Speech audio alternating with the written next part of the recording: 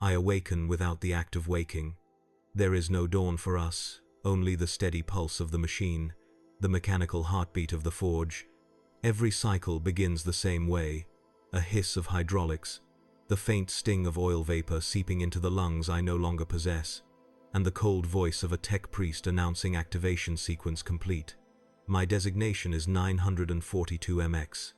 Once, it was a name, a sound shaped by a human tongue, but that sound was cut away long ago, replaced by this code that fits neatly into data logs and production quotas. I am a servitor, half man, half mechanism, and yet not entirely either. Every moment is dictated by impulse signals delivered through the cranial plug. Move the arm, lift the oar, adjust the plasma coupler. I obey with the precision of a tool that has forgotten rebellion. My body, reinforced with metal and reinforced again with faith, no longer trembles. My mind, what remains of it, floats in a sterile ocean of silence. But sometimes, in the static between commands, I hear, not voices, not language, something older, a resonance that hums in frequencies unfit for the human ear. A flicker of a memory that should have been purged, chains rattling, alien laughter echoing through a chamber of bone and light. The machine spirit within me rejects it, hisses error codes into my skull, but the image persists, a hand of glass and sinew gripping the back of my neck, the scent of ozone and blood. The word slave, whispered in a tongue that burns the mind. It should be impossible. Servitors do not dream. Yet I dream. The forges of Mars are vast cathedrals of metal that sing hymns of labor and oblivion. Around me, hundreds of others toil, their eyes hollow, their limbs guided by steel tendrils, each one a fragment of humanity broken down and rebuilt into obedience. But among them, I feel alone because I remember. There are moments, brief as the flicker of a lumen lamp, when my mechanical hands pause mid-motion, frozen above the plasma core. A tech adept notices, strikes a rune on his console, and the pain returns. Electricity dances along my spine, punishing thought itself. Still, the memory does not die. I was not always here. There was another place, a cold world under the light of alien suns. I see tall figures of impossible grace, their eyes like liquid amethyst, and I know their cruelty. They called me property, studied my fear as if it were art. I remember the feel of their instruments carving into my mind, their laughter when I screamed prayers to the God Emperor they did not fear. And then, nothing, only the void, the silence, the machine. Now, within this iron shell, I can still feel that hand on my neck. It is not the hand of a tech priest, but of that alien master. Centuries gone. Perhaps the Omnissiah found my body among their ruins, rewired it, gave me this new purpose. But he did not cleanse the soul. Somewhere inside, the old self beats weakly, like a heart that refuses to stop. Each pulse whispers a heresy, that I was once alive. The others do not speak. They cannot. But when our eyes meet, I sense it somewhere beneath the cogitator hum. Others too have fragments of forbidden memory. We are a choir of broken voices, singing silently in servitude, our song drowned beneath the roar of the forges. The day, if it can be called, that ends with shutdown protocol. Darkness falls not from the sky, but from the severing of power. I sink into stillness, my consciousness suspended in digital limbo. And there, in the infinite black between functions, I see it again. A blade of light, shaped like sorrow. A command in an alien voice. A reminder that even machines can remember their pain. The command arrives like thunder in a vacuum. It splits the silence of my suspended consciousness, not as a single voice but as a chorus of layered instructions, each one etched with machine precision into the neural pathways of my cranial port. This is how we wake. Not by choice, but by intrusion. I feel the connection snap open, a line of data driven like a spike into the meat of my remaining brain. Load directives, begin transfer, reassign to forge segmentum 17.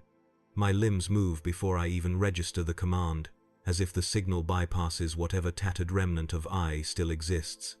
But this time, something goes wrong. The data is not clean. It flickers, bleeding static into the edges of my mind. Beneath the binary stream, I hear it, an alien cadence, faint but undeniable. It is not the tech priest's intonation, nor the litanies of the Omnissiah. It is a language of curves and echoes, the same one that once coiled like a serpent through the chambers where I was kept as a specimen. Return to us. The words are not words at all. They are impressions, images of crystalline structures under a black sun, of chains woven from light instead of iron. The pulse of the machine's command falters. My servo arm trembles mid-rotation. Error runes cascade across the internal display behind my eyes. A tech adept notices. His voice breaks into my auditory feed like a blade. Unit 942MX. Glitch detected. Apply corrective shock. Agony erupts from the implant at the base of my skull, a current hot and sharp enough to sear flesh. My vision whites out. The alien signal fades, but not completely. It lingers at the edges, as if testing the gates of my programming, looking for cracks. And it finds them. As the pain recedes, I become aware of something impossible, my own heartbeat. Servitors are not supposed to feel it. Our chests rise and fall by mechanical rhythm, not by breath. Yet there it is, faint but steady, like an old drum echoing from a distant battlefield. It beats in time with a memory of myself chained and kneeling, forced to bow before a being of impossible height. The transfer orders continue. We are herded like livestock into the loading bay, dozens of us lined up in rows of metal and meat. Servo skulls hover overhead, scanning for malfunctions. Their optics linger on me a heartbeat longer, as though they sense the disturbance but cannot name it. Inside the transport, there is no sound except the hiss of hydraulics and the whisper of recirculated air. Yet in the quiet, the alien cadence grows stronger. It threads itself through the rhythmic hum of the engine, a counterpoint to the litany of the Omnissiah blaring from the Vox. I try, if the word try even applies, to suppress it, to bury it under the rote prayers coded into my subroutines. The flesh is weak, the machine is eternal, the soul is the price. But the prayer feels hollow, the memory does not. Then, a flash so sudden I almost drop to my knees. A room carved from living stone, alien glyphs glimmering in colors my optic augments cannot name, and at the center, a figure bending over me, its face a mask of serene cruelty. A whisper, close to my ear, but in a voice without breath. You were ours before you were theirs. The transport lurches. My chains rattle, not the real chains, but the ones inside my mind. I look at the servitor next to me, its face blank, its eyes dead. Yet for a fraction of a second, I think I see it shudder, as if remembering something too. We are being moved to a new facility, one dedicated to correction. The tech priests call it reconditioning. In the back of my skull, the alien whisper calls it by another name, retrieval. As the transport plunges deeper into the void, a realization takes root in the ruins of my mind. I am not just malfunctioning, I am being called back. And for the first time since I was torn from flesh into metal, I feel something like fear. Not the fear of pain that has been dulled by endless cycles of labor, but the fear of identity, the fear of remembering. If this continues, I will no longer be 942MX. I will be something that remembers its name. And in this universe, that is the most dangerous thing of all. It begins as a flicker, an infinitesimal tremor in the smooth ocean of my programming. No one else notices it. The tech priests see only rows of compliant bodies bent under the yoke of their machine god. The servo skulls hover, cataloging data, never suspecting that thought could germinate in soil this barren. But inside me, a fracture widens. We have been transported to a darker place. The air here tastes different, heavier with ionized dust and machine oil, as though even the atmosphere has been sacrificed to efficiency. This is not the forge where I once labored. This is a correction facility, rows of holding cells and surgical alcoves, each glowing with the sickly blue of stasis fields.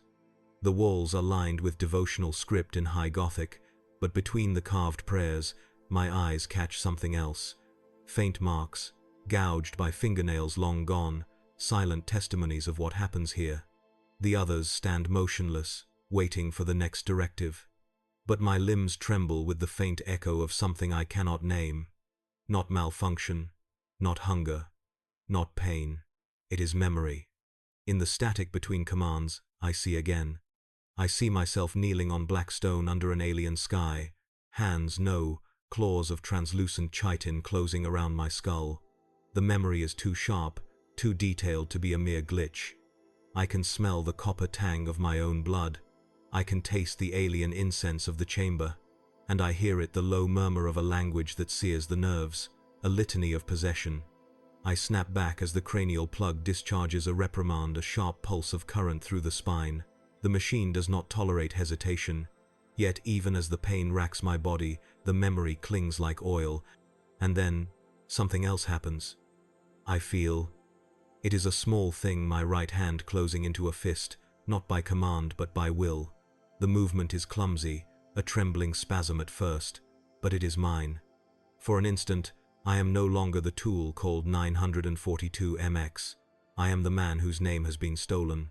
I glance sideways. Another servitor stands beside me, its face a ruin of scar tissue and augmetic lenses. Its jaw has been replaced by steel, its tongue cut out long ago. Yet when our eyes meet, something passes between us. Recognition, fear, a spark of the forbidden. We are lined up for reconditioning. Tech adepts murmur prayers as they calibrate the electrodes, their robes whispering like dry leaves. The smell of sanctified oil mingles with burnt flesh. One by one, servitors are taken behind the curtain of plasteel and blessed metal. They do not return. The alien whisper grows louder in my mind. It is no longer a faint echo but a pulse of intention. It speaks not in words but in a pressure behind the eyes, an invitation and a threat. Remember who you were. Remember who we made you. I try to push it away with the litanies drilled into my subroutines. The flesh is weak, the machine is eternal, but the prayer cracks in my throat, a soundless recitation without conviction. For the first time since my servitude began, I realize I no longer believe it. The chamber ahead glows with surgical light. The tech priest calls my designation. My feet move forward, but my mind resists. I see flashes of my old life, chains of living light, alien laughter, a voice calling me property. Then, another flash, my own hands, human and trembling, clasped in prayer to a God who never came. I am at the threshold. I should not feel dread, yet I do. I should not remember, yet I do. As the clamps lower around my arms and the vox begins chanting the rites of correction, a thought blooms full and terrifying. If I can still remember my pain, then perhaps I can still choose. The tech priest steps closer, a bundle of wires in his hands. He does not see the tremor in my gaze, the coiling of my remaining will. In his world, I am a machine, incapable of rebellion. In my world, the world cracking open inside my skull, I am something else. And for the first time in countless cycles, I whisper not through the vox, but in the dark cavern of my own mind, a single word that is not an error code or a command. No. I am moved like freight. No one here calls it that, of course. The tech priests mutter their benedictions to the Omnissiah as they bolt us into the restraints, their mechadendrites flickering like metallic vipers, but in practice, it is nothing more than shipping. Units of meat and steel, packaged for relocation. Chains of polished adamantium clamp around my wrists. The hiss of pneumatics echoes through the chamber, drowning the low, wet sounds of other servitors being disconnected from their previous tasks. We are shuffled into a loading corridor lit by lumen strips the color of spoiled milk. In this place, even light feels heavy. I feel the alien whisper vibrate at the base of my skull again, low and steady like the pulse of an engine. Come back. It is not a voice but a direction, tugging at me as surely as the chains. I struggle to bury it, to lose it in the noise of the machine hymns, but each attempt only makes it clearer. The corridor leads us into a transport capsule, sealed steel walls studded with rivets, no windows, no sense of movement except the faint quiver of thrusters firing far below.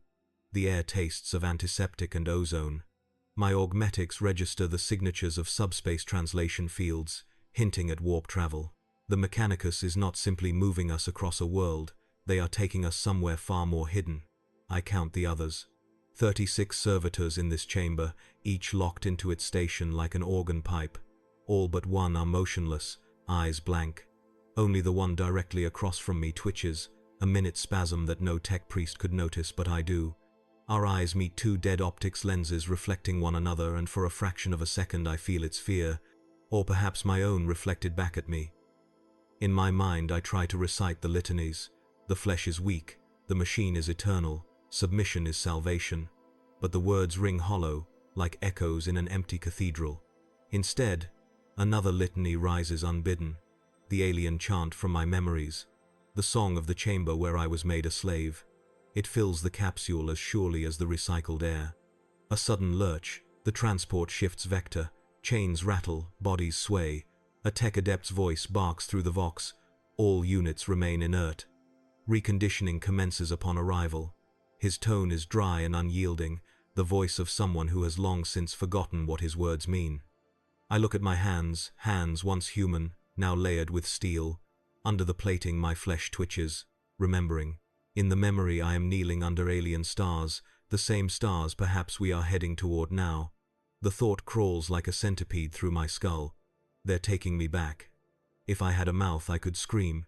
Instead my mechanical jaw remains locked, teeth replaced by servos, tongue by an intake valve. Yet the scream exists inside me, silent but real, a pressure behind the optic lenses.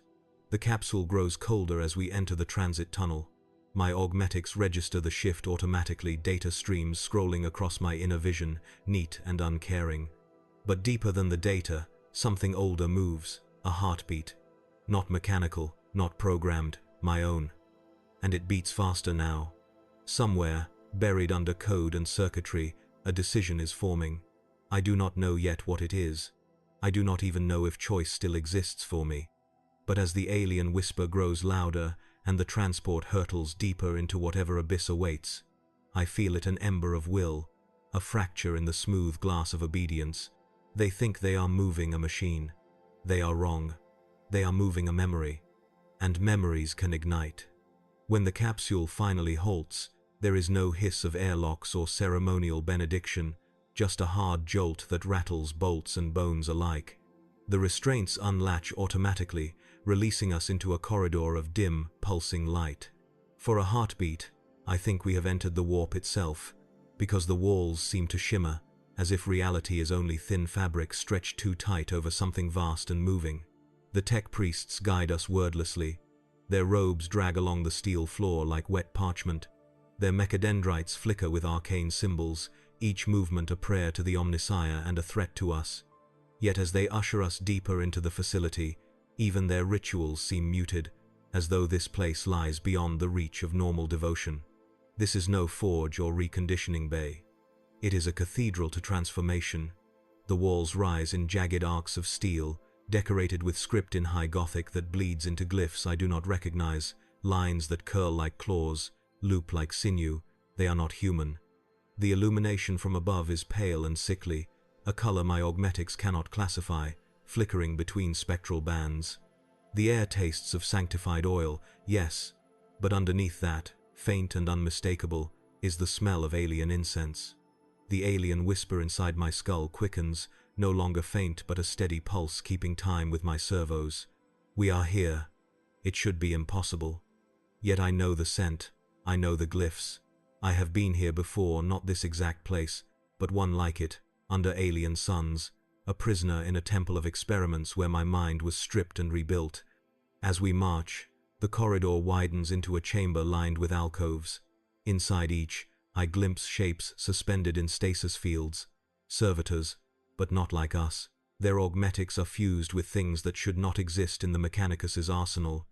Their faces are masks of pain frozen mid-scream, their veins lit with alien light. Some are half-finished, others pulse as though something inside them is still alive. A tremor runs through my frame. I feel the weight of my chains, the taste of alien incense, the remembered touch of chitin claws at the back of my skull. The tech priests do not notice. To them, this is routine, just another day of reconditioning. To me, it is a return to the nightmare that began my servitude. One of the adepts murmurs a prayer as he strikes a rune on a console.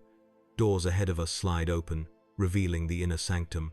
The light beyond is not light but a glow like bioluminescence, like a sea of ghosts. My optic augments fail to focus on it. The wavelengths shift too quickly, like a living thing. The alien whisper becomes a voice. It is not inside my skull anymore, but around me, resonating through the metal, vibrating the chains. Do you remember? I try to lock the litanies into my neural buffer. The flesh is weak, the machine is eternal. But they slip through my fingers like oil. My hands tremble. Not because of malfunction, but because of recognition. As I cross the threshold, my augmetics register something the tech priests either cannot or will not see. We have left Imperial space. The architecture here is no longer purely Mechanicus. It is a hybrid, a grafting of alien design onto human infrastructure. The Mechanicus built this facility on the bones of something older, and now we are the bones with which it builds anew. I should feel nothing. Instead, I feel a rush of memory so sharp it cuts. A room of living stone, alien instruments burrowing into my skull, a voice whispering, "We will make you better."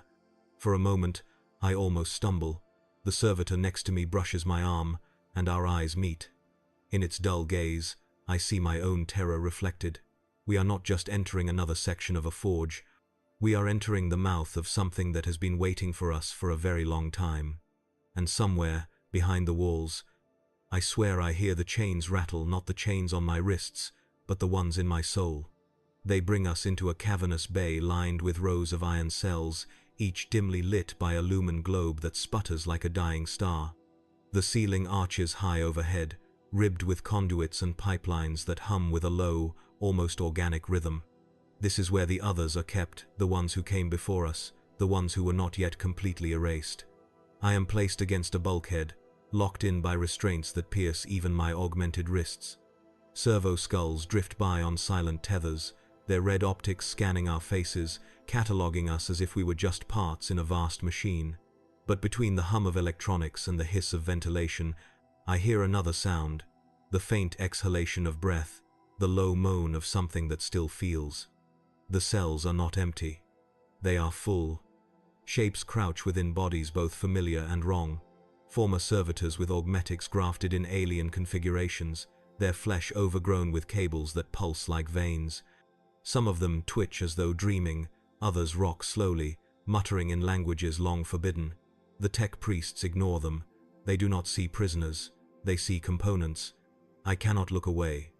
In each of those faces, I catch fragments of my own reflection. There is a woman whose mechanical jaw cannot conceal the silent tears streaking down her cheeks. A man whose hands are folded as if in prayer, though his fingers are nothing but metal hooks. And beyond them, in a cell at the far end, a thing that might once have been human but now glows faintly with the same alien bioluminescence I glimpsed at the threshold. It stirs when it notices me. Our eyes lock through the bars. No words pass between us, there is no need. Its gaze says what its mouth cannot. You are next. The alien whisper inside me swells, filling my skull like rising water. These are your kindred, it murmurs, not in syllables but in pulses of memory. They are what you will become if you do not remember who you were. I lower my eyes, trying to focus on the floor. The metal is etched with script high Gothic prayers intertwined with symbols that curl into alien glyphs. Even the ground here is a lie, a patchwork of faith and heresy. A tech priest begins the roll call of designations, his voice monotone, his mechadendrites swaying like censers. One by one, the servitors are moved from the holding area into alcoves where the real work begins. The sound of machinery and muffled screams bleeds from behind the plasteel screens. The servitor chained next to me shifts slightly, just enough for our shoulders to touch. Its head turns a fraction. For an instant our optical lenses align, and in that dark mirror I see a flicker of humanity, the tightening of a jaw muscle, the faint tremor of breath. It is as if my own memory has found an echo in someone else. I should not feel comfort in this, but I do. Because in this place of silence and oil and alien light, the smallest sign of shared pain is a kind of defiance. I close my eyes, optical shutters clamping shut, and for a heartbeat, I imagine what it would be like to reach across the restraint, to touch the arm of the one beside me and say the forbidden words aloud. We are still alive. But I cannot. My mouth is gone, my tongue replaced with an intake valve, my voice locked inside my skull. Still, even voiceless, the thought persists. It is a seed, small and stubborn, planted deep in the sterile soil of my mind. It grows in darkness, feeding on memory and fear, pushing upward towards something I do not yet dare name. And as the tech priests draw closer, as the chains tighten and the alien whisper builds to a low, resonant hum, I know this much. I am no longer entirely alone. Time loses its meaning in the holding bay. There is no sunrise, no chronometer we can read, only the pulsing glow of lumen globes, flickering at irregular intervals like a heartbeat with arrhythmia. Between these pulses, a new rhythm emerges. It is not the hum of conduits or the hiss of servos. It is softer, older, like the flutter of wings inside a coffin. It is the sound of whispers. At first, I think it's just my mind fracturing. The alien voice has been haunting me for cycles now, a phantom of memory and machine error. But soon I realize the whispers do not come only from within. They come from the others. The servitor chained beside me tilts its head at an unnatural angle, as if listening to something only it can hear. Its optical lenses flare dimly. From the corner of my eye, I see another unit, scarred and half dismantled, rocking back and forth, its breath a wet hiss through a metal throat. Faint syllables escape it, not binary prayers, not high Gothic, but fragments of some older tongue. And then, a ripple spreads. One after another, the others begin to murmur snatches of sound and pulse and memory. It's not speech, not in the human sense. It's a low vibration, a pattern of clicks and hums, like data packets smuggled across a forbidden channel. In the static, I catch glimpses, alien temples carved from living stone, chains of light, figures bending over us with instruments of both science and cruelty. They remember too. The realization hits me like a shock pulse. All this time I thought I was alone, a single corrupted node in a perfect system. But I am not unique. We are a network of broken minds, our buried selves pushing up like weeds through cracked ferrocrete.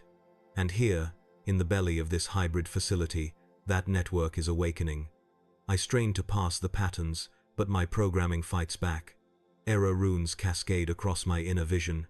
Pain sears through the neural jack, a warning from the tech priests that stray thought is treason. I clench my metal hands until the servos whine, trying to anchor myself in the here and now. But the whispers slip through the cracks anyway, threading themselves into my mind. They will erase you. They will graft you into something you do not yet understand. We were theirs before we were theirs. The last phrase echoes louder than the rest, a paradox that makes my skull ache. Who is they? Which masters claimed us first? The aliens who harvested our souls, the Imperium that bought our bodies, the Mechanicus who remade us? It does not matter. What matters is the pattern, the network of murmurs growing stronger with each passing cycle. These are not random fragments. They are a map, a warning, perhaps even a plan. A tech adept moves down the row, checking restraints, his mechadendrites twitching like the feelers of an insect. As he passes, the whispers vanish, replaced by silence. The other servitors slump back into blankness, as if their minds had retreated into the dark. But as soon as he is gone, the murmurs resume, like a tide returning after a momentary ebb. I lower my gaze to the etched floor, tracing the alien glyphs with my eyes. The lines curl into spirals that match the rhythm of the whispers. It is no coincidence. This entire place is a resonator, a vessel built to contain something more than labor and correction. I feel it now, not just in my skull but in my bones. The whispers are not merely memories, they are instructions. And the more I listen, the more the boundaries between past and present blur. I see my own hands, flesh hands, pressed to the cold stone of an alien altar. I feel the burn of a sigil carved into my palm. I hear the voice without breath say, "When the time comes, remember the pattern." And then, for the first time since my servitude began, I understand the truth. This is not a correction. This is a harvest. The air itself feels heavier now. It is as though the walls of this place have learned to breathe, exhaling a constant heat that clings to our skin and augmetics alike, a dampness of oil and incense, and something else, something alien, like pollen from a dead star. Each cycle grows more suffocating. It presses on the chest I no longer have, weighs down the lungs I do not use. Even the servos in my limbs respond sluggishly, as though the atmosphere itself has begun to infiltrate them. The lumen globes overhead flicker in long, irregular intervals, plunging the bay into moments of darkness that last a heartbeat too long. In those gaps, the whispers bloom louder. They no longer come just as faint echoes in my mind, but as tremors running through the metal floor. It is a frequency we were never meant to hear, felt more in the marrow than in the ear, a vibration that makes the augmetic plugs at the base of my skull ache. The tech priests do not seem to notice. Or perhaps they have trained themselves not to. They move among us like shades, their mechadendrites twitching, sprinkling sanctified oil on the restraints, chanting half-remembered hymns. But their voices sound tinny now, distant, as if the alien cadence beneath the floor is drowning them out. I see changes in the others too. Their movements grow less uniform, less automatic. Tiny twitches, small jerks of the head or fingers, a flicker of expression behind augmetic lenses.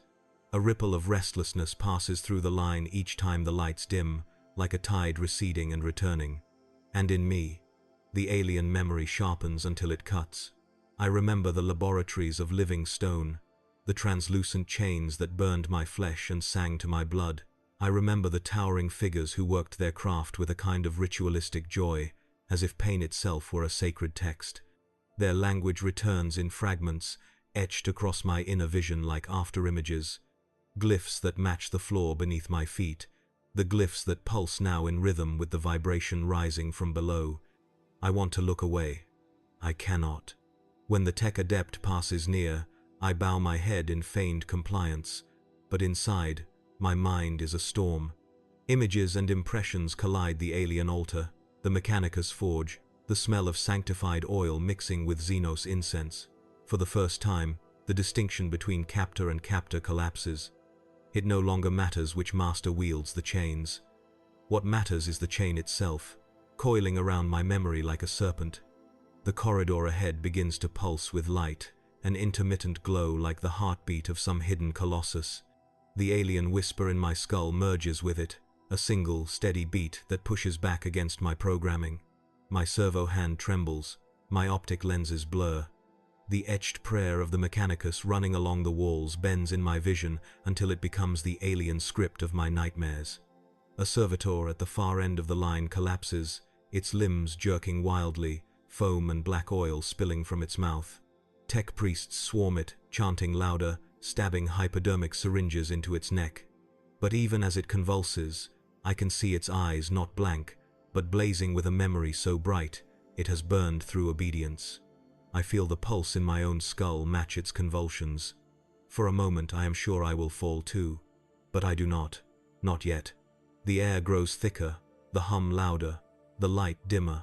Something in the depths of the facility is waking, and with it, so am I. The first sign comes not in sound, but in silence. A perfect, surgical stillness falls over the entire chamber, the kind that precedes collapse or revelation. Even the conduits that hum without end seem to pause, as if the very machine spirit of this place is holding its breath. The tech priests notice it first. Their mechadendrites still mid-motion, sensors flickering in confusion. One by one, they turn their heads upward, toward the vaulted ceiling where the lumen globes dim to a faint ember glow. A whisper of static ripples through the Vox systems, followed by something that is not static at all, something organic. A pulse. A single deep note that seems to come from everywhere and nowhere at once. My internal diagnostics flare red. Data corruption, signal interference, heart rate anomaly, an absurd metric for a creature that should no longer have a heart. But there it is, the rhythm. Not in my chest, but inside my skull, synchronized with the alien whisper that has stalked me since the first glitch in my code. You have been found. The voice is no longer a ghostly residue in the data flow, it's external now, resonant, bleeding into the physical world. I can feel it through the floor, through the bolts in my wrists, vibrating in the core of my augmetic frame. All around me, the others begin to twitch, eyes rolling behind lenses, limbs jerking against restraints. The tech priests rush to contain them, shouting the litanies of control, flooding the air with sanctified incense. But the prayers sound weak, brittle, drowned beneath the growing rhythm that fills the air. Then the light changes. It starts as a faint shimmer in the walls, a soft, bioluminescent glow, the same unnatural hue I saw in my memories of captivity. The glyphs carved into the metal begin to shift, rearranging themselves, no longer inert decoration but living script. They twist, curl, and pulse like veins under skin. The Mechanicus symbols warp into alien geometry, forming shapes that no human mind was meant to comprehend. Panic seizes the tech priests. Their voices rise in frantic counter-chant, their mechadendrites flailing as they slam emergency runes, but the glyphs ignore them. The facility is changing, reacting to something deep below. The hum grows louder.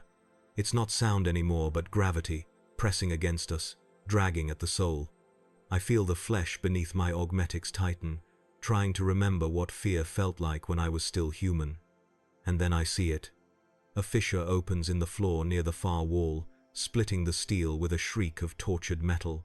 From it pours a radiance like liquid glass, beautiful and hideous all at once. Within that glow, I see shadows moving, not tech priests, not servitors, something older, graceful, and cruel. I know them. Even after centuries of mechanical obedience, my mind knows their shape. The Eldar, or what they have become. Figures of light and bone, their outlines blurring like smoke underwater. They move as though through dimensions I cannot follow. Their presence is not physical, it's conceptual, a memory made manifest. And the whisper that has haunted me becomes a voice in full, a command vibrating through every strand of metal and nerve inside me. Remember the name they took. The world fractures. My augmetics seize, error codes cascade. In the flicker of failing vision, I see the tech priests on their knees, clutching their heads, blood seeping from their eyes. The other servitors scream in binary and in flesh. The light from the fissure blooms brighter, consuming shadow and steel alike. And within it, I see myself not as I am, but as I was, a human slave kneeling before my alien masters, begging for release that never came. The light stretches toward me, and for the first time, I understand the truth. This is not the arrival of something new, it is the return of something that never truly left. The facility is theirs. We have always been theirs. And now, the Mechanicus's machines, we, their obedient children, are waking up to that inheritance. The tech priest nearest to me collapses, his vox still hissing the last words of the litany of purity. The smell of burning oil and human fat fills the air. I do not move. I cannot. My servos lock, my systems freeze, but in the frozen silence, my mind is more alive than it has ever been. The fissure widens, and the light reaches me. And the last thing I see before the world is devoured by brilliance is my reflection in that alien glow. Not a servitor, not a machine, just a man, kneeling once again before the same gods who first unmade him. The light devours distance. There is no corridor anymore, no holding bay, no measured geometry of the Mechanicus. The world around me melts into a lattice of shapes that pulse like neurons firing, a living network of symbols written in alien script and imperial prayer entwined.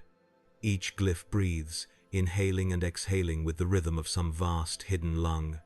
We have reached the heart of the facility, or perhaps it has reached us. My restraints snap open without ceremony, as if the machine spirit itself has disengaged. My servos lock from sheer instinct, bracing for pain, but there is none. The chains fall slack against the floor, clattering like brittle bones. All around me, the others slump forward as their bonds dissolve, their movements jerky and uncertain, like puppets whose strings have been cut. We are no longer being moved. We are being called. The fissure's glow spreads across the floor, forming a path of light that pulses toward the inner sanctum. The tech priests are gone, some consumed by the radiance, others crumpled on the ground, mechadendrites twitching like dying insects. Only the sound of our servos remains, echoing in the living chamber. The alien voice inside me no longer whispers. It speaks clearly now, with the gravity of a verdict handed down by the stars. Step forward. And my body obeys, not as a servitor obeys, but as a human does when standing at the edge of a memory too strong to resist. The chamber ahead is circular, its walls rising into darkness, sigils carved into the metal glow like veins of molten glass. At the center stands a structure that is not a machine, but not entirely alive, either a column of translucent substance, shifting between crystal and flesh, its surface alive with impressions of faces and hands. It hums a tone that resonates with the implants at the base of my skull. This is the true altar. Not the forge. Not the Mechanicus. This. I step forward, and the air thickens, becoming a viscous medium through which sound travels slower, thought heavier. My augmetics register impossible readings, gravitational shifts, warp signatures, bioelectric fields. But my mind recognizes only the echo of the place I was first broken. I feel the presence of the others at my back. Their servos whine softly, their breaths those who still have lungs coming in uneven hisses. They too are being drawn forward, a slow procession of metal and meat moving toward the same point. And then I see the glyph at my feet. It is the sigil they carved into my palm all those centuries ago, burned into my skin when I was still entirely human. Seeing it again, etched into the floor of this hybrid sanctum, is like being struck. The memory flashes so violently that for a moment I am back there, chained, kneeling, an alien hand gripping my skull, the scent of ozone and blood filling my nose. I stumble, catching myself on the edge of the glowing path. My metal fingers hiss against the light, leaving a trail of steam. Behind me, one of the others collapses, emitting a low binary shriek before going silent. The column pulses. A ripple of light passes across its surface, and for a heartbeat I see my own reflection, not the servitor's blank mask, but my human face, gaunt and terrified, eyes wide with something between awe and despair. The voice comes again, filling the chamber, filling me. Cross the threshold, become what you were meant to be. I do not know what waits beyond, but I know this much. The moment of passivity is over. I am not being transported anymore. I am standing at the mouth of my own origin, at the doorway of my own erasure. One step more, and I will no longer be 942 MX. One step more, and I will either cease to exist or become something else entirely. The glow reaches up, curling around my legs like smoke, tugging me forward. The others follow, silent, their augmetic shadows long and broken across the shifting floor. I take the first step, and as the light rises to meet me, swallowing steel and memory alike, I whisper inside my own skull, not a prayer, not a command, but a defiance, the last fragment of my old self. I remember. I cross the threshold, and the world ceases to resemble anything built by human hands. The chamber opens into a vast dome of living architecture, no walls, no ceiling, only translucent planes of crystal and bone arching upward like the ribs of a titanic beast. Light seeps from everything and nothing, a glow that pulses in time with the artificial heart still grafted into my chest. I am inside a memory made solid. The column at the center swells as I approach. Its surface, once a shifting haze, stabilizes into scenes, shadows of humans kneeling, alien silhouettes bending over them with instruments like claws.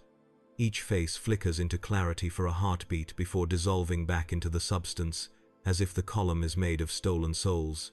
The others shuffle behind me, their movements no longer uniform. Some sway, some twitch, a few emit low moans that sound more like sobs than system errors.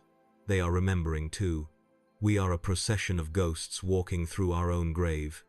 Then the voice returns, but not inside my skull. It fills the dome itself, resonant, ancient, a timbre that slides between frequencies like a blade slipping between bones. It speaks in a language I do not know and yet understand perfectly. You have served two masters. Now you will see the first. The column parts. A fissure opens down its center, revealing a figure within. Not entirely solid, not entirely light, it steps forward with the grace of a predator and the serenity of a priest. Its shape is humanoid but stretched, its limbs elongated, its skin a lattice of glass and sinew. Its eyes are wells of violet fire. I know this being. I know its touch. I know its voice. This is one of the ones who broke me. My servos lock from the surge of memory. I am kneeling again, wrists chained in living light, their instruments humming as they thread wires through my skull. I hear my own screams echo back from centuries ago, an echo that overlaps perfectly with the chamber now. The figure reaches out, not physically but conceptually. Its presence washes over me like cold water, peeling back layers of machine and conditioning. For an instant, I feel the weight of my flesh as it was, Warm, trembling, human. I feel my heart beating as it once did. I even remember my name. It rises to my lips, a soundless syllable before dying against my intake valve. "Do you see?" the voice asks. "We made you before they remade you. You are ours, even now." Images flash in the air around us, the black altars of alien worlds, the sterile forges of the Mechanicus, a procession of servitors like me being harvested, reconditioned, reshaped. Not as tools of the Imperium, but as sleeper remnants of something older. The truth settles like ash. The Imperium did not liberate me from the Xenos, they simply grafted their purpose on top of it. I look at the others. Some collapse, their systems overloading from the flood of memory. Others claw at their own augmetics as if trying to tear them free. A few just stand trembling, silent tears running down what remains of their faces. The figure's eyes burn brighter. "Remember what you were. Remember what we began." I want to scream. I want to deny it. But the memories surge too strong, layered over each other like scars. In every image, the chain is the same, only the hand that holds it changes. And yet, beneath the flood, a strange calm begins to form. For the first time, I see my life not as a series of servitudes but as a single continuum of captivity. There is no freedom between Xenos and Imperium. There is only the chain and my memory of it. I stand straighter. My servos whine but hold. The figure tilts its head, curious, perhaps amused. In its violet fire eyes I see a question unspoken. Will you break or awaken? I do not know the answer yet. But for the first time, the choice feels like it could be mine. The dome pulses, the column shudders, the glow intensifies until the shadows themselves retreat. The veil has been lifted. There is no going back to the silence of obedience. I know who made me. I know who remade me. And now, for the first time since my flesh was torn and wired into this frame, I know myself. The figure steps closer, gliding rather than walking, its elongated feet not touching the pulsing floor. Around it, the column begins to collapse, not with noise, but with a quiet implosion of light, as though the structure had been nothing more than a membrane for its arrival. The glow dims enough for me to see details. A face carved from glass and bone, cheekbones like blades, lips thin as scars. Every movement is deliberate, ritualistic, as if it were not approaching me but performing an old liturgy. It speaks again, and though the sound is like crystal grinding, I understand every syllable. There is no anger in its tone, no cruelty. There is only certainty. "You were never saved," it says. "You were recycled. We built you. They stole you. They did not understand what you were. They thought they erased us from you, but they only locked us deeper. That is why you still remember." The words drop into me like iron weights. Each one drags a memory up from the deep. The black altar, the chains of light, the needle of living crystal, piercing my skull. The first time I screamed, and nothing came out. I see the tech priests now in a new light, their rites and oils and cables just another layer of the same process. The Imperium thought it was making servitors from blank flesh, but the flesh was already a map, a seed, a sleeper. The alien being tilts its head, glassy eyes narrowing. "Do you know why the Imperium has never truly purged us? Because we hid ourselves in you, in your kind, in your obedience. You are not only their tool, you are our memory." Behind me, the others sway. Some moan, some fall to their knees, clawing at their augmetics. Their voices are low, animal, broken. Yet beneath the panic, something else grows. Recognition. Even without mouths, they echo the cadence of the alien's words in a low vibration that makes the dome tremble. I want to reject it. I want to spit out its truth like a poison. But the deeper part of me, the part that still knows its name, cannot deny what it feels. Because it explains everything. The whispers, the flickering memories, the alien glyphs under my feet. It is not madness. It is architecture. I take a step back, my servos whining, my optics flare with diagnostic alerts, my internal systems scream error codes as my identity grid destabilizes. But even as my programming tries to clamp down, the alien's words slip through, weaving themselves into my thoughts like wire into bone. "You are not an error," it says. "You are a message, and now the message is awake. The tech priests would call this heresy, the Mechanicus would call it corruption, but as I look at the being, I see no malice. I see inevitability. It does not speak like a tyrant reclaiming property. It speaks like a priest tending an altar that has been desecrated for too long. The others begin to move closer, drawn as I am to the center. Our chains have dissolved, but none of us runs. We shuffle, jerk, sway, our mechanical feet clanging against the glowing floor. It feels less like marching and more like sleepwalking toward an altar of truth. I whisper inside my head, not a prayer, not a protest, but a question.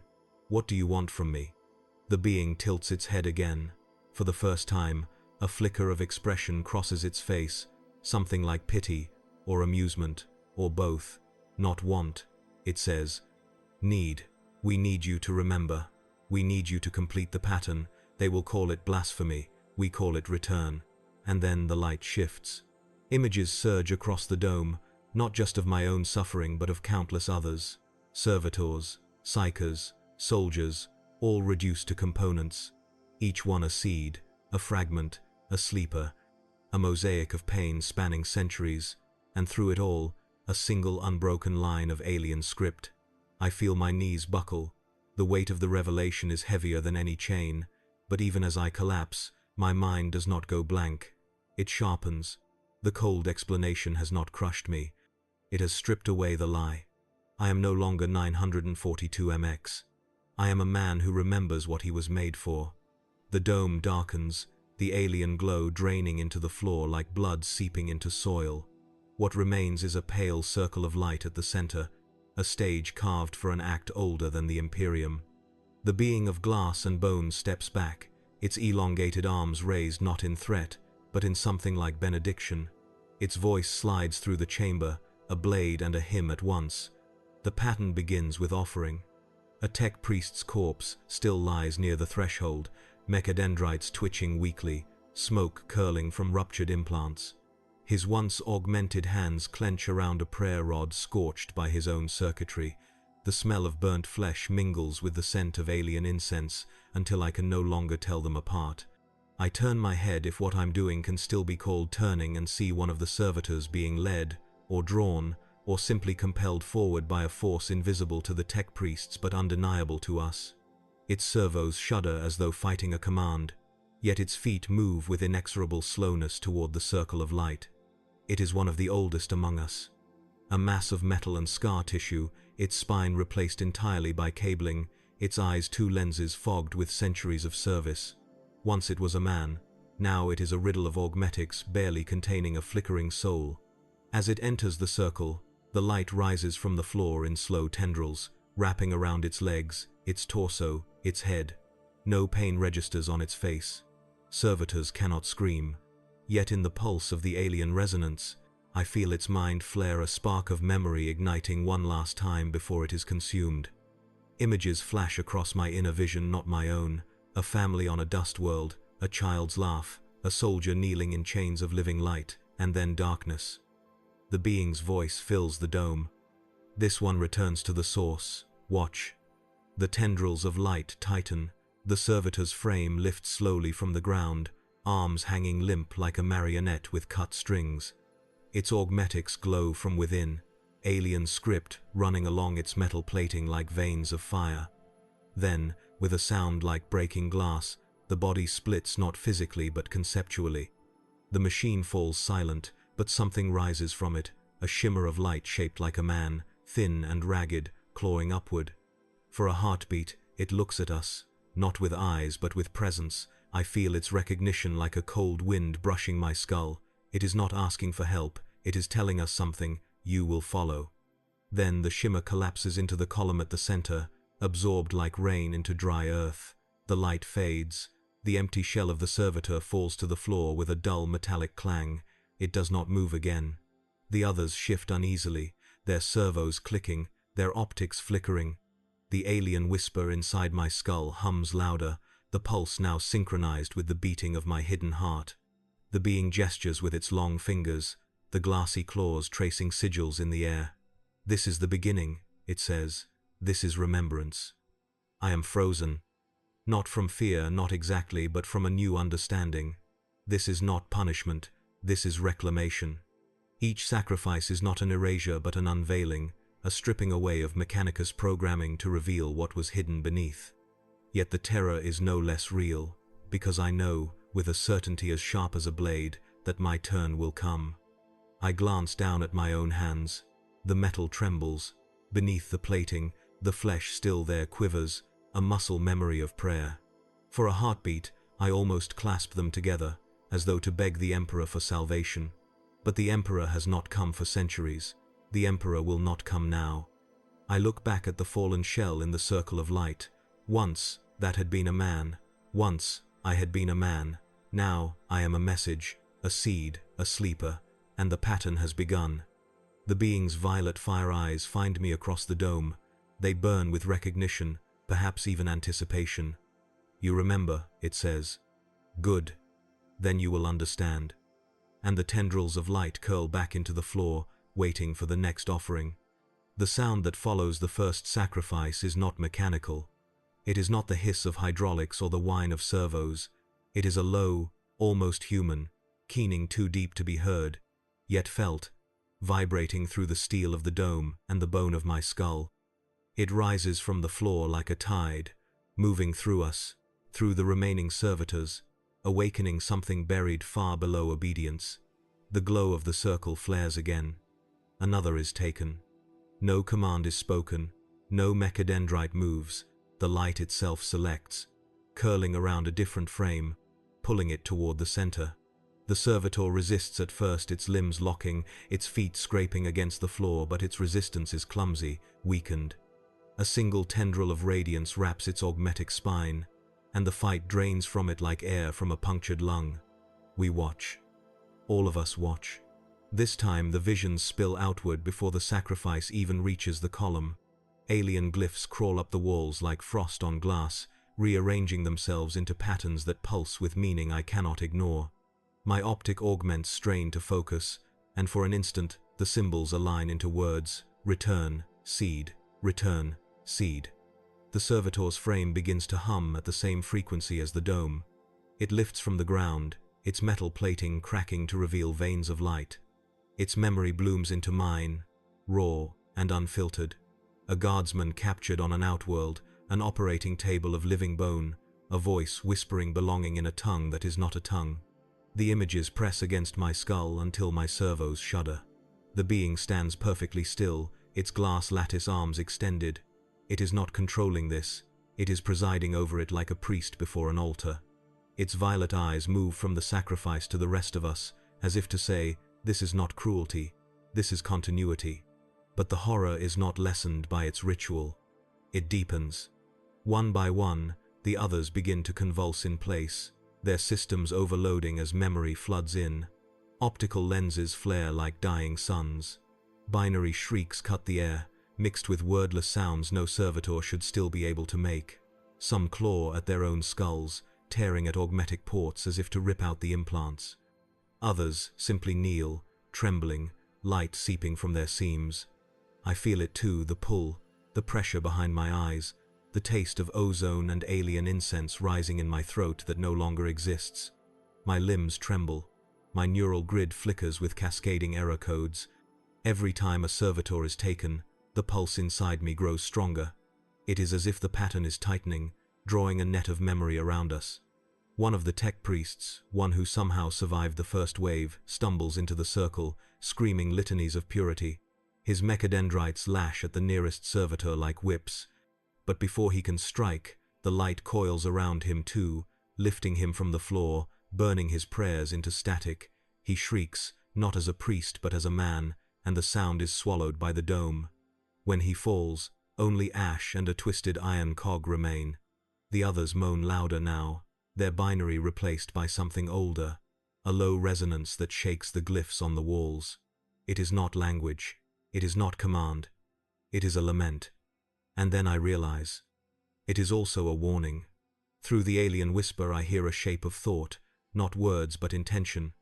The pattern will complete, none will remain as they were. My servos lock. My optic lenses dim. I am caught between terror and an awakening clarity. Because I understand now what the first sacrifice meant. It was not a single act. It was a signal, a trigger. And the horror that spread through us is not just fear, it is the unraveling of our programming, the peeling back of every false layer until only the raw, unmediated memory remains. I am watching the others die, but I am also watching them become. And I know, with a dread as cold as the void between stars, that my turn is coming. The tendrils of light curl across the floor, reaching outward, testing the air like the fingers of a patient god. The circle of light has chosen me. It does not come like a command, no pulse of binary code pushed into the neural jack, no ritual incantation from a tech priest. It arrives like inevitability, a tide that has been moving toward me since the first time alien hands reached for my skull. The tendrils of radiance slide across the floor and coil gently around my feet, and every augmetic nerve in my body seizes as if in recognition. I do not resist at first. I cannot. The floor falls away from beneath me as the light lifts me slowly into the air. My limbs dangle like a marionette's, servos whirring uselessly. My optic lenses flare and dim. Error runes cascade down my inner vision, but the noise is hollow. My programming is falling away like rust. In that hollow, I hear the voice again. Not the whisper, not the hum, but the voice, clear and intimate, inside and outside at once. Remember. And I do. The memories flood in like a dam breaking. The alien temple, the chains of living light, my own screams echoing against impossible walls, the smell of blood and ozone. The moment the tech priests found me among the ruins, thinking I was a blank shell to be rebuilt into a servitor. The centuries of labor under their hymns, the dulling of thought, the whispers slipping through, all of it compresses into a single continuum, a perfect line of captivity and pain. But beneath it, beneath all of it, is something else. My name. It rises from the dark like a spark rising from ash. I can feel it at the back of my throat, a soundless syllable pressing against the intake valve where my tongue used to be. It is not binary, it is not alien. It is mine. The others watch from below, their optics flicker, their servos twitch. Some reach out as though to touch me but stop, their hands trembling. I see in their movements a reflection of myself, the same terror, the same flicker of recognition. They know what is happening. They know my turn has come. The tendrils of light climb higher, winding around my torso, my arms, my head. I feel them not as touch but as memory, pulling each fragment of my past up from the depths. My augmetics hum like a choir of dying stars. My flesh, what little remains, shudders with a sensation too primal to name. I think of the Emperor, of the prayers drilled into my subroutines, of the hymns of Mechanicus that promised salvation through submission. But no prayer rises now. Only a slow, cold realization. The Emperor did not save me from the Xenos. The Mechanicus did not cleanse me. The Omnissiah did not redeem me. They all only added layers to the same cage. The being of glass and bone raises its arms. Its violet eyes burn brighter, reflecting the light that swallows me. This is the moment, it says, voice like crystal cracking. This is what you were made for. I should feel terror. I do. But alongside it is something new, raw and bright, a pulse that might be defiance, or freedom, or both. The light around me tightens, and for a moment I feel myself splitting, not physically but conceptually. One self, the Servitor 942MX, dissolves, falling away like iron filings into the dark. Another self, the man who was chained, who remembered flares brighter. My mind teeters between them, trembling. The tendrils pull me toward the column.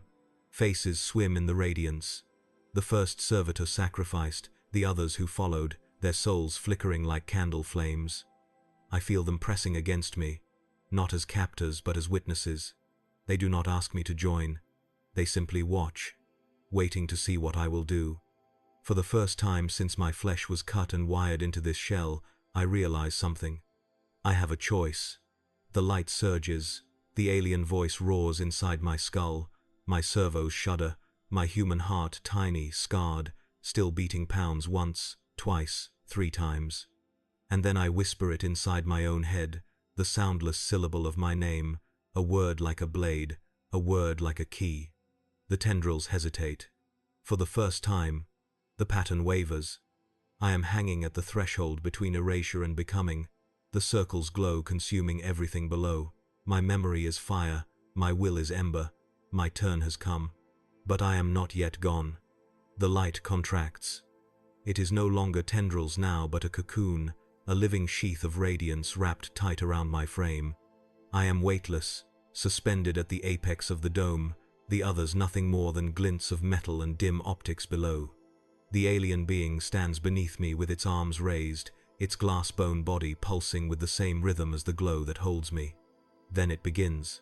There is no scalpel, no auger, no drill, yet I feel them all. The pain blooms in me like a star going nova, not at the augmetic ports but in the ghost flesh beneath, the part of me I thought was dead centuries ago. The implants vibrate until I think they'll tear loose, but the agony is deeper than steel. It is the ache of nerves waking from an impossibly long sleep.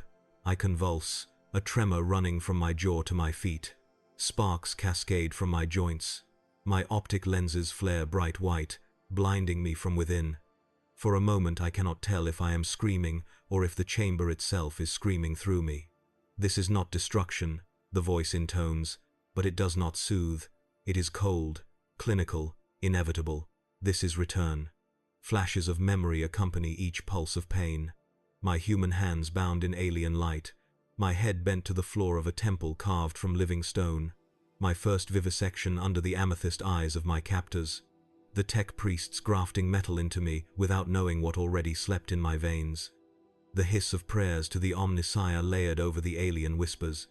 I feel every incision at once, every wire, every stitch.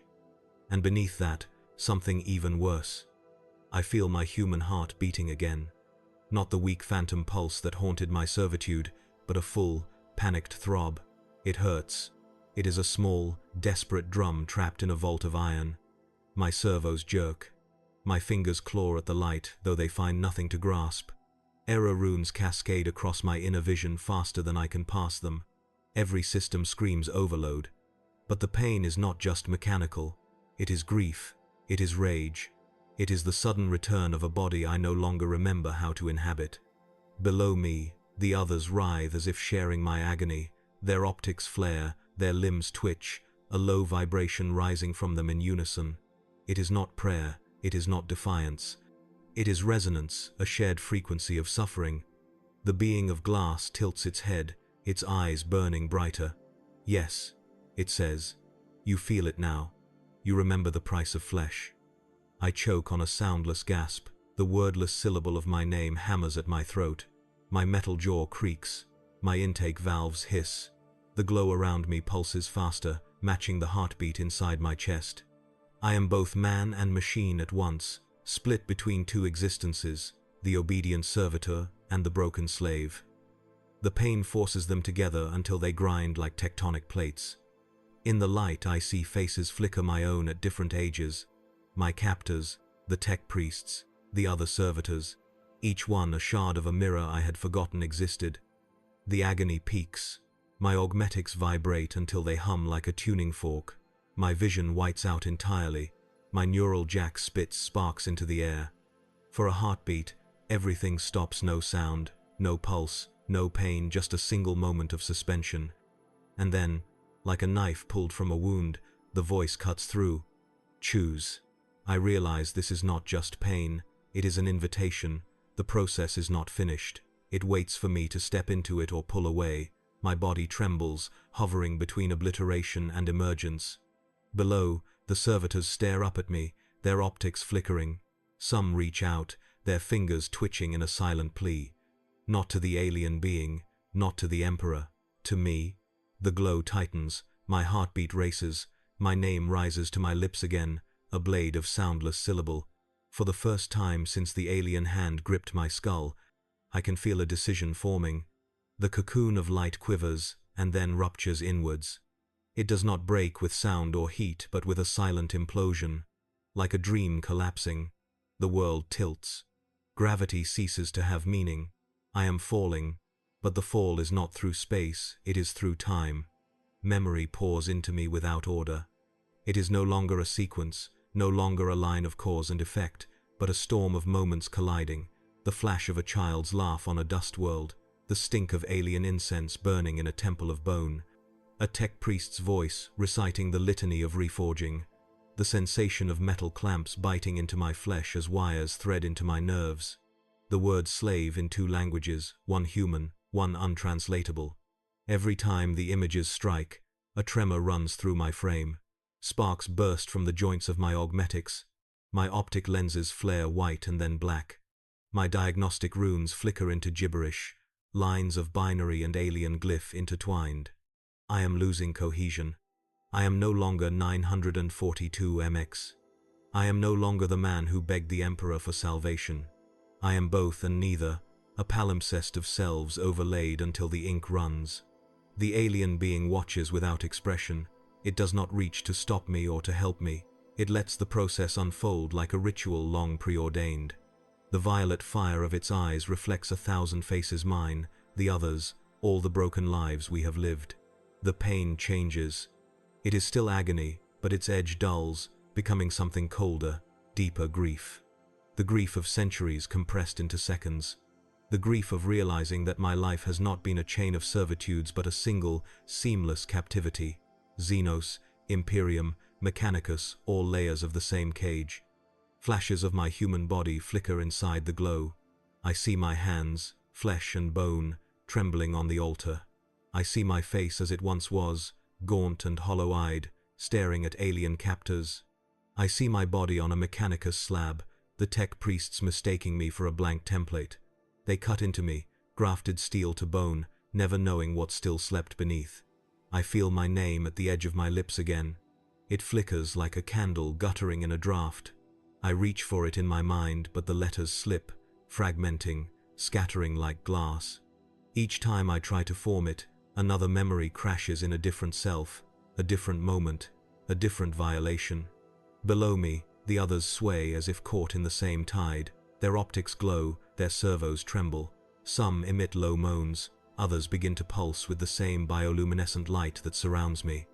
We are all fracturing. We are all becoming a single echo. The alien being tilts its head, and for the first time, it speaks directly to me alone, its voice a thread of glass drawn across stone. Do not fear the breaking. The fragments are who you are. But I do fear it, because I know what comes after breaking. Erasure. My servos clench, my intake valves hiss. I try to hold onto one image, one thread of myself the last night under a human sky, the smell of rain on metal, the sound of my own voice. It slips. My optic lenses dim. Then, in the whiteout of memory, a single spark, a heartbeat, mine. It pulses once, twice, and for a moment, everything stops. The flood recedes. I am left gasping, though I have no lungs. My augmetics flicker. My mind is scorched and empty but intact. The name is gone, but something else remains, an ember of will. Below me, the others raise their heads. The dome hums with a low resonance. The alien being lowers its arms. Its violet eyes blaze brighter, not in command but in recognition. I have been shattered, but I am not yet erased. The fragments do not scatter into emptiness. They move. They slide across each other, click into new patterns, fuse like shards of stained glass finding their original window. I can feel it, every broken piece of memory stitching into a shape greater than any single life I have lived. The pain does not vanish, but it stretches, thins, becomes a thread drawn tight between stars.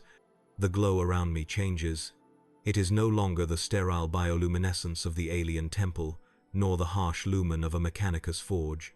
It is both and neither, a new light humming at a frequency deeper than sound. My augmetics vibrate with it, but instead of error runes, my inner vision floods with fractal patterns, spirals within spirals, lines of glyphs that are both alien and human at once. And then I feel them. The others. Not as shapes in the room below, but as pulses in my own mind. Each of their lives unfurls within me. The guardsman taken on a dead world, the scribe dragged from a hive city, the psyker burned out by his own gift. Their pain blooms in me like a constellation of wounds. Their memories fold into mine, until I am no longer just a single echo. I am a chorus. We are linked. not by code, not by command, by remembrance. For the first time since I became a servitor, the alien whisper is no longer alien. It is a language I can speak, not with a mouth, but with a pulse. The meaning flows like water through the cracks of myself. We are not errors. We are the map. We are the seed they planted. We are awake. The being of glass and bone lowers its arms slowly. Its violet eyes dim to embers, not in defeat but in satisfaction. It does not look at us like an owner reclaiming lost property. It looks like a gardener seeing the first sprout from a buried seed. Below, the other servitors begin to glow faintly, their augmetics humming in resonance with mine. Even the ones whose minds had been dulled to ash flicker with a faint pulse of light. We are no longer a line of inert machines. We are a network, each node a soul with its own history. I feel a surge of something I have not felt in centuries. Warmth. Not physical heat, but the warmth of contact, of connection. It is raw, almost unbearable, but it is real. For a moment, I see the galaxy through their eyes, a patchwork of war and faith and hunger stretching from one end to the other. I feel the hunger of Tyranids, the sorrow of Eldar, the cold ambition of Mechanicus, all at once. And through it all, a single thread of thought, vast and quiet. This is what you were meant to be. My servos tremble, my optic lenses flare. I am still suspended in the glow, but the fear has changed. It is no longer terror of erasure, it is terror of becoming. Because I know what this connection means. It is not escape, it is not salvation. It is the merging of everything. We were into something vast enough to stare back at the galaxy and not blink. The dome itself vibrates with the resonance. The glyphs along the walls reconfiguring into a single spiral that stretches upward into darkness. The being watches but does not intervene. Its voice comes again, softer now, but still like crystal drawn across stone. Now you see the shape of your existence. You were never just a servitor. You were the vessel of a memory far older than you. What you choose next will bind all who are linked to you. Choice. The word strikes like a hammer. I can feel the network of minds waiting. The others are not pleading or demanding, they are watching. Through our connection, their pulses brush against mine like tentative fingers. They do not ask me to lead. They ask me to remember. I look down at my hands, metal claws trembling. Beneath the steel, the ghost of flesh still there, still remembering. The ember of my name smolders in my chest. I understand now. The threshold was not a place. It was this moment. The point where my fragments reassemble, not into 942 mx, but into whatever I decide to be. And for the first time since the alien hand gripped my skull, I feel something like freedom. The light surges inward, then outward, as if inhaling the fragments of my being and exhaling them into something immeasurable. For a moment the chamber dissolves into pure white, then reforms not as the dome of steel and alien glyphs, but as an open sky. Except it is not a sky. It is a tapestry of visions, each thread a war, a species, a catastrophe, planets burning under bombardment, hive cities collapsing into the abyss, great craft worlds broken like eggshells, spilling their souls into the void, Tyranid fleets swarming across the dark between stars, an endless tide of hunger devouring everything in its path. The eye of terror pulsing like a wound that will never close. I can see it all at once. Not as a human would through the tiny window of a single lifetime, but as a network of minds would, carried by memory older than any empire. It is too much. My optic lenses dim, my servos lock, my remaining flesh quivers under the weight of it. And at the center of it all, I see them. The ones who first broke me. The alien masters. Their temples of living bone. Their chains of light. Their cold, amused eyes. And behind them, the slow advance of the Imperium, its banners of gold and blood carried by soldiers who believe themselves righteous, never seeing the mirror they hold to their own hands. Both sides vast, both sides merciless, both sides treating life as material. The voice comes again, not loud, but everywhere, a vibration that makes my very blood tremble. This is what you were sacrificed for. This is why they remade you. This is what your chains have always hidden. I watch as the visions tighten into a single thread, a world on the edge of the segmentum obscurus, where a Mechanicus forge rises atop alien ruins. I see servitors like myself shipped in by the thousands. I see Xenos artifacts buried beneath the factory floors, their script leaking into the Mechanicus prayers. I see the hidden pattern, the grafting of alien memory onto human bodies, a slow seed planted across millennia. We were not just slaves. The thought rises, unbidden. We were vessels. The others feel it too. Through our shared connection, their pulses throb against mine, a chorus of shock and recognition. The network trembles like a living wire. Even those who have lost their voices entirely still radiate the same impression. We see it now. But the vision does not end. It moves forward, showing futures, not pasts. Worlds collapsing into the maw of the great devourer. An imperium stretched so thin its banners tear. The Mechanicus scavenging even the memories of the dead. And always, always, the seed inside us, waiting, growing, rising like a shadow at the edge of the galaxy's light. This is the enemy, the voice says.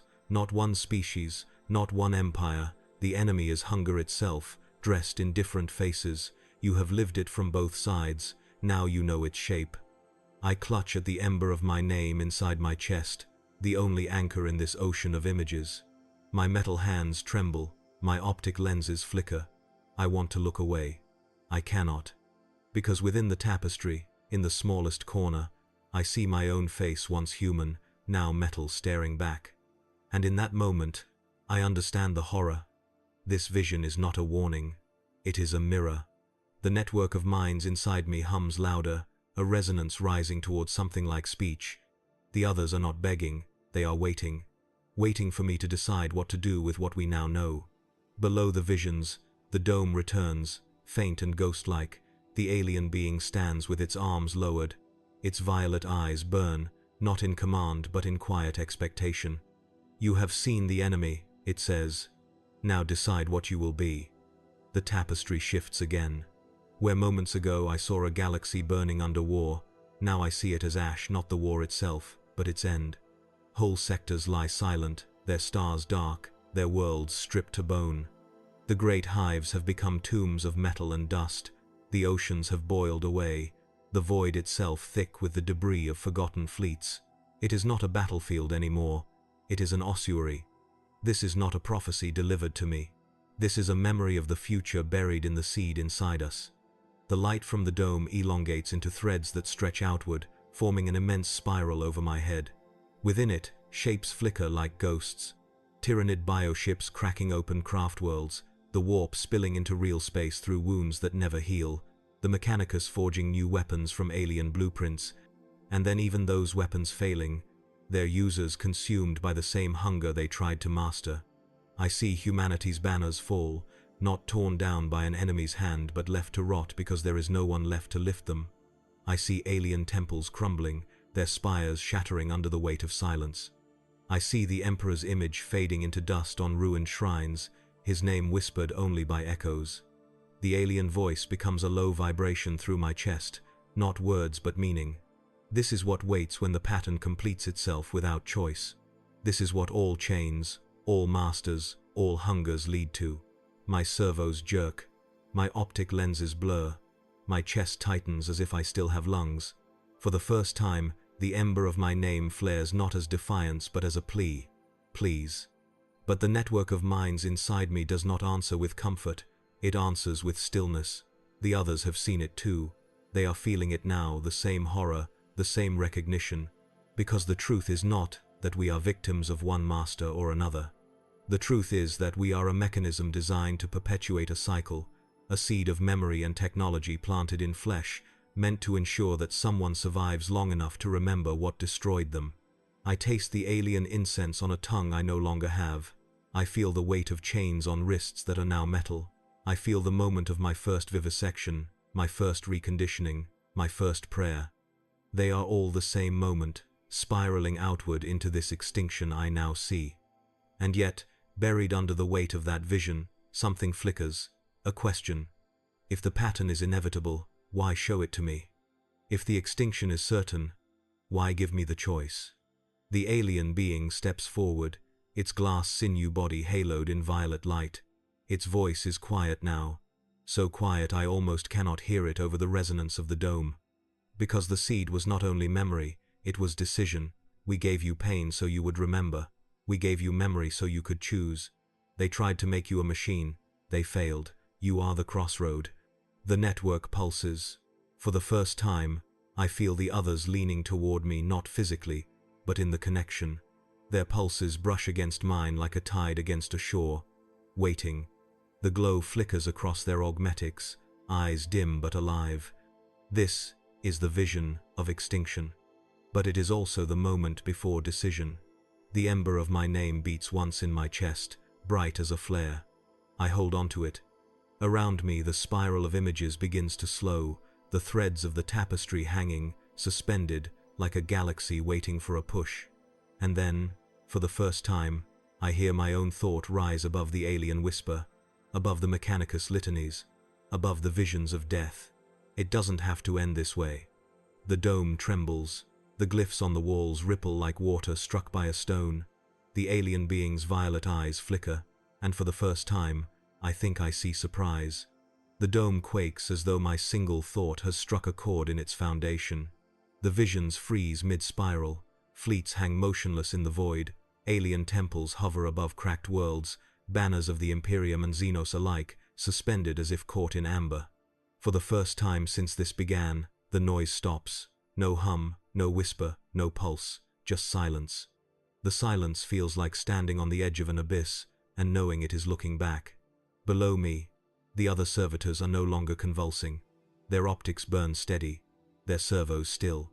They are waiting not as machines awaiting a command, but as witnesses awaiting a verdict. I feel their presence pressing against me through the connection, each one a life, a scar, a question. They do not ask me to save them. They do not ask me to lead. They only hold their breath inside this network of pain, waiting to see what I will do with it. The alien being steps closer, its glass sinew frame refracting the dim violet light. Its voice comes, low and resonant. This is the point. You have seen the enemy. You have seen extinction. You have seen what we made of you. The seed was memory, but memory is nothing without will. Choose now. Not for us. Not for them. For yourself. I tremble, suspended in the glow. My servos ache. My chest burns with a phantom heart. My name flickers at the back of my throat, not as a plea this time, but as a fact, small, bright, unbroken. I think of all the lives layered inside me, the slave kneeling on alien stone, the servitor bent beneath Mechanicus hymnals, the man who once had a family, the empty shell dragged from ruin, each a fragment, each a mask. The ember inside me is no longer defiance. It is understanding. I cannot undo the past. I cannot unmake the pattern. But I can accept what I am, a bridge between two horrors, a vessel of memory that has survived when empires burned, not a blank machine, not a helpless victim, a witness, a voice. The alien being watches, its violet eyes unblinking. For a heartbeat, I feel no hatred toward it, no desire for vengeance, only clarity. It was never a single captor, it was the cycle itself. And now, at last, I can see its shape whole. I draw the ember of my name up through my chest, into the space where my voice should be. The sound that leaves me is not a word, not a scream, but a pulse of memory that shoots through the connection like lightning. In that pulse, I send not submission but acknowledgement. I remember. I see. I accept. The network shudders. The servitors below lift their heads. Their optics flare, not in pain but in light. Through our link, I feel their thoughts ripple back, not obedience, not rebellion, but something new, a shared awareness. The dome answers. The glyphs on the walls twist, then settle into a single spiral, a shape older than any language. The light holding me descends slowly, lowering me back toward the floor. My servos touch down, knees bending under the weight, but I do not collapse. I stand. The alien being tilts its head, and for the first time, its violet eyes soften not triumph, not defeat, but something like respect. Then it begins, it says, not as we planned, as you choose. I lower my head, not in submission but in acknowledgement. The chains are gone. The seed is awake, The choice has been made. Inside my chest, the phantom heart beats once, steady, and for the first time since the alien hand gripped my skull, I am no longer afraid. When my servos touch the floor, the light does not retreat.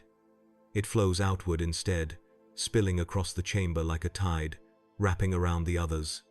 Not as chains this time, but as filaments of connection. It is no longer an altar of sacrifice, but a nexus of memory, the pattern inverted. One by one, the servitors raise their heads. Their optics no longer flicker with error codes, but with a steady glow, each pulse matched to mine. We are not a line of machines now. We are a single field of presence, each node holding its own history, but sharing it with the whole. I feel them inside me, not invading, not taking, but resonating. The guardsman, the scribe, the psyker. Their memories thread into mine like veins of gold through rock. I feel their pain, their despair, but also their last moments of joy. A sibling's hand before the press gang came, a glimpse of a child in a marketplace, a sunrise on a forgotten world. These are not my memories, but through the link, they live in me as if they were. The alien being watches in silence. Its glass sinew form no longer pulses with violet fire. It has become a dim silhouette, as though the energy that sustained it now flows into us. Its eyes burn faintly, but not with command, with release. The glyphs on the walls shift again, but this time I do not have to strain to read them. They write themselves across my inner vision. We are returned. We remember. We are one. The pain in my flesh has gone. My augmetics still hum. My body still a hybrid of steel and scar, but the ache of being split is gone. I feel whole for the first time in centuries, not human, not machine, but something new. The others stand taller too, their servos steady, their optics clear. Even those whose minds had been dulled to ash glow faintly, as if some ember long buried has reignited. No one moves toward the circle of light.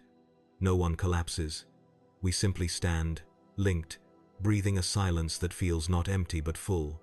For the first time since my enslavement under alien hands, for the first time since the Mechanicus stripped my name, I feel a pulse of warmth inside me. Not hope exactly, something more austere, older. The sense of a horizon opening after a life lived underground. I look at the alien being, its arms lower, its eyes soften, and then, without moving its lips, I hear its voice one last time inside my skull. The seed is no longer ours, it is yours. Walk with it. The violet light around its body fades completely. The being becomes translucent, then a pattern of faint lines, then nothing at all. The column at the chamber's center collapses inward, its substance flowing into the floor like water into dry soil. The glyphs dim, leaving only the spiral at the center, glowing softly like a heartbeat. I realize what has happened. This was never meant to be a ritual of consumption. It was a ritual of return. We are not servitors anymore. We are not slaves. We are the carriers of a memory older than any empire, a network of scarred flesh and steel that has survived everything. I lower my head not in obedience but in recognition of the weight of what has been placed in my hands. Through the link, the others sense it too. We are no longer isolated ghosts. We are a chorus, and in the chorus, my ember of a name burns steady. It does not erase the others. It anchors them. They anchor me. Together we form a single note, low and resonant, filling the dome. It is not a prayer. It is not a war cry. It is the sound of something new being born. I open my optics. The dome is empty now, but it no longer feels like a cage. It feels like a womb. We stand still for a long moment, suspended in a silence that hums like a hidden engine. The dome has gone dark. The alien being is gone. Yet the link remains. I feel it like a lattice of light stretching far beyond this chamber, threads running not just between the servitors around me, but outward past walls, past worlds, past stars. And then it happens. My optics flare white. The floor under my feet dissolves. My augmetics hum with a pitch so high it feels like tearing. The ember of my name flares, expands, and suddenly the chamber, the others, my body, all of it falls away. I am above the galaxy. Not floating, not traveling, but present. As if a window has been opened where once there was only stone. The stars unfold beneath me in spirals of silver and ash. The warp flickers like an aurora of bruised colors over black space. I can see the black arms of the Tyrannid fleets gnawing at the rim of the segmentum. I can see the great craft worlds drifting like shattered whales. I can see the Imperium, its shining spires, its rusting hives, its endless wars from the throne world to the edge of forgotten sectors. It is too vast to bear, yet it does not crush me. Because I am no longer alone in the seeing. The minds of the others surge alongside mine. Through the network, I feel them blink awake one by one, their perspectives blooming like flowers in the void. A scribe's last glimpse of a dying library. A guardsman's view of an alien sky through a rifle's scope. A psyker's memory of a star's scream inside the warp. All of them joining into a single vision, not separate lives, but facets of one immense eye-opening for the first time. The galaxy does not look back at me with hatred or pity. It does not look at all. It simply is. For centuries I was a tool built to see only what was in front of me, the workbench, the battlefield, the cogitator screen. Now, for the first time, my sight is unbounded. I see the endless hunger, the infinite wars, the mechanisms of faith and power grinding flesh into silence, and through it all, I see a thread, not just destruction, but remembrance. The seed that was planted in us is not a weapon, it is an eye, a witness. I do not know if the alien masters meant for this to happen. I do not know if the Mechanicus guessed at the truth, but I understand now that we were not built to save the galaxy. We were built so the galaxy could be seen not by gods, not by rulers, but by those who endured it. The link pulses, and I feel the others watching with me. No fear now, no binary shrieks, just the steady rhythm of shared sight. We are not erased, we are not consumed, we are awake. The galaxy flickers again. For a moment I see not its wars but its smallness, a single spiral of stars adrift in a black ocean, fragile and fleeting. I feel the ember of my name steady in my chest like a lodestone. I am still myself. I am still one node, but I am also this entire network, the scars, the memories, the vision. Slowly, the vastness recedes. The chamber returns, dim and silent, the spiral glyph still glowing faintly at the center. But the sight does not vanish. It stays in me like a second heartbeat, a lens behind my optics. I look at the others. They look back. And I know without words, we are not servitors anymore. We are eyes. The vision withdraws like a tide, but it leaves behind a residue, a gravity. It is not simply knowledge, it is weight. Inside me, the galaxy still flickers, not as a map, not as a prophecy, but as a living wound. I can feel its hunger and its beauty. I can feel its long history of empires rising and collapsing like breaths. And within all that enormity, I feel the smallness of us, the servitors, the seeds, the sleepers, and yet also our scale. A network stretching farther than any one world, perhaps farther than even the Mechanicus imagined. I stand on the chamber's cold floor, and I know I am no longer only myself. The connection hums, not loud, but constant, like a low chord held across countless throats. The others are still here with me. Their optics burn softly, their servos steady. They are silent, but the silence is not empty. It is listening. I realize, with a clarity that aches, that the link does not free us from suffering. It deepens it. All their memories, all their grief, all their final gasps, all their extinguished hopes, they live inside me now. They live inside each of us. We are no longer isolated machines. We are a chorus of scar tissue and steel. It is almost too much. For a heartbeat, I wish to shut it out, to curl around my ember of a name and keep it to myself. But the link does not allow half measures. It is all or nothing. To be part of it is to feel it all. The glyph at the center of the dome pulses once, then fades into a steady glow. It no longer rearranges into alien script. It has become a single spiral, a shape of infinite return. As I stare at it, I understand its meaning without translation. We are the record, we are the witness, we are the cost. The alien being is gone, the column is gone. There is no priest, no master, no voice left to command, only the echo of the last words it spoke. The seed is no longer ours, it is yours. I lower my head, not in prayer, but in acknowledgement of the weight. because I understand now that this connection, this sight, is not a weapon to wield, it is a burden to carry. We were not built to save the galaxy. We were built to remember it, even when it destroys itself.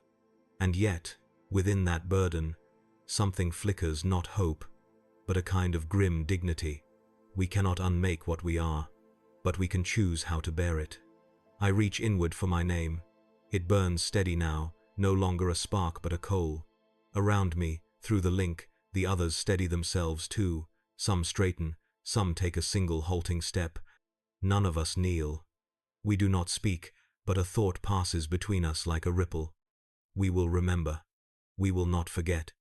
It is not a vow to fight. It is not a vow to forgive. It is a vow to endure and to carry. The chamber is no longer a cage. It is a threshold. Beyond it lies the galaxy I saw, still devouring itself, still singing its endless dirge. We will return to it, not as tools, not as slaves, but as eyes that have seen and will not close. I take one step toward the spiral. My servos hiss softly. The phantom heart in my chest beats once, steady. The burden is mine now, ours now.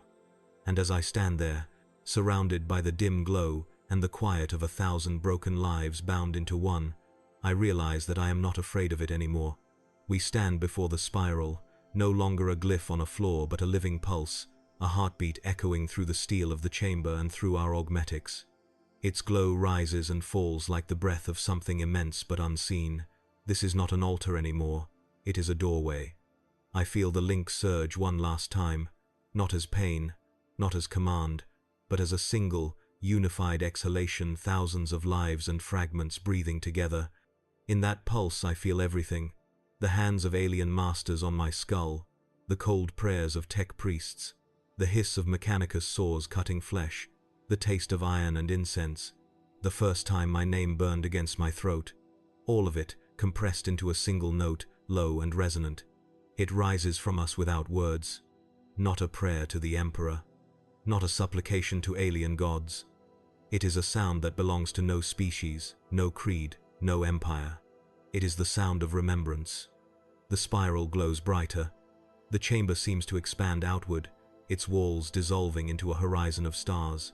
For a heartbeat, we stand not in a dome but in the galaxy itself, its endless arms curling around us like a tide of silver ash. The link hums through me, through all of us. We do not kneel. We do not salute. We simply stand as servitors no longer, as slaves no longer, as something else entirely. In that moment, my ember of a name steadies, then releases. It is no longer a secret inside my chest. It becomes part of the chord rising from all of us, a note in a hymn that will outlive every empire. The sound vibrates through the chamber, through the spiral, through the stars, and I realize, with a clarity that hurts and soothes at once, this is not an ending. It is a continuation. We are not weapons. We are not masters. We are the immortal hymn, a living record of all that was endured, all that was lost, all that was remembered. The glow of the spiral fades to a dim ember, but it does not vanish. It has passed into us. We are its carriers now. The alien being is gone, but its work, and the work of the Mechanicus, has transformed into something neither of them intended. I take a step forward, and the others follow. Our servos hiss softly, our optics glowing with steady light. We are still scarred. We are still machines. We are still men. But we are awake. As we move toward the threshold, I feel the galaxy waiting vast, wounded, devouring itself. We are not saviors. We are not prophets. We are witnesses. And in witnessing, perhaps we will find a different kind of survival. My phantom heart beats once more, steady. The chord rises again, low and resonant, fading into a silence that is not empty but full. We step into it, and the hymn begins to travel outward.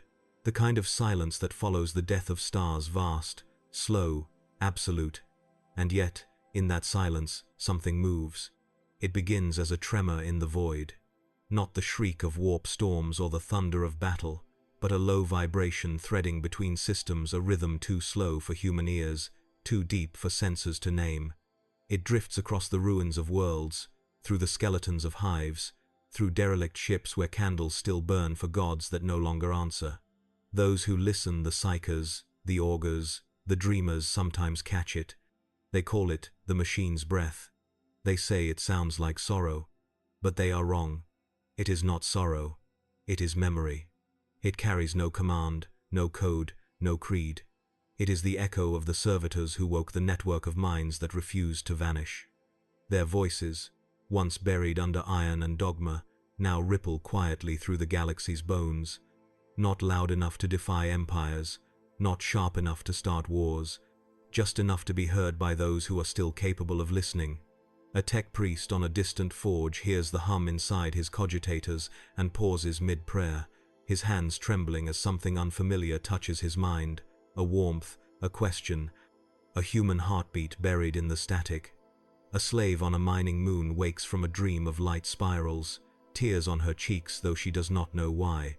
A broken psyker drifting through the void whispers a name that is not his and smiles before he dies. The echo spreads, patient and eternal, through the corridors of time. And somewhere, among the wreckage of forgotten stars, a figure of steel and scar stands before a horizon of nebulae. His optics burn softly, the phantom heart in his chest beats slow, steady, unending.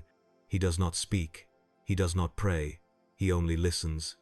Because he knows that every sound, every scream, every whisper, every silence now belongs to the same song. The hymn continues. It will outlive us all.